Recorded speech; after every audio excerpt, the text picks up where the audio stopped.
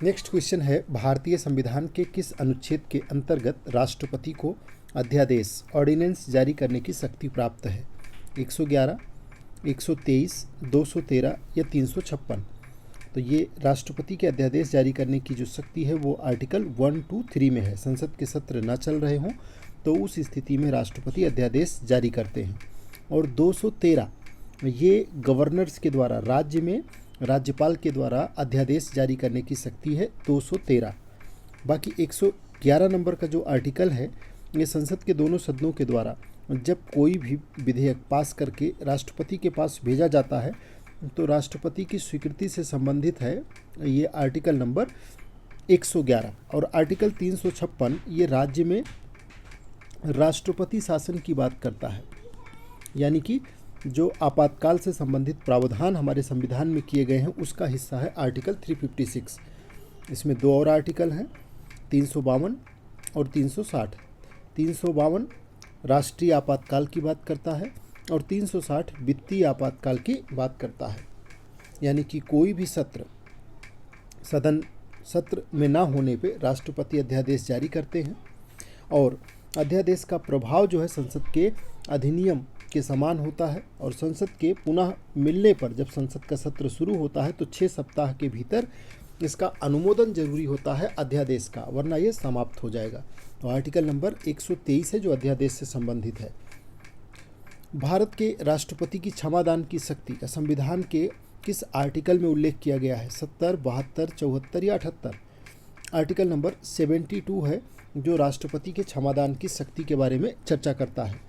वहीं article number जो 70 है ये कहता है कि राष्ट्रपति के कार्यों के निर्वहन की व्यवस्था की गई है। राष्ट्रपति अगर नहीं है तो राष्ट्रपति की अनुपस्थिति में उपराष्ट्रपति राष्ट्रपति के कार्यों का निर्वहन करेगा।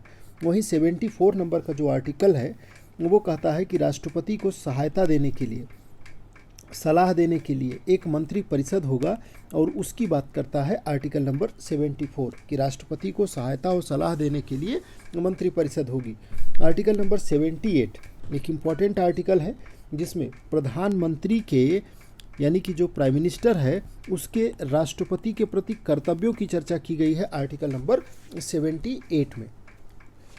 72 क्षमादान की शक्ति है। राष्ट्रपति को क्षमादान, दंड परिवर्तन करने, दंड का स्थगन करने आदि की शक्ति है।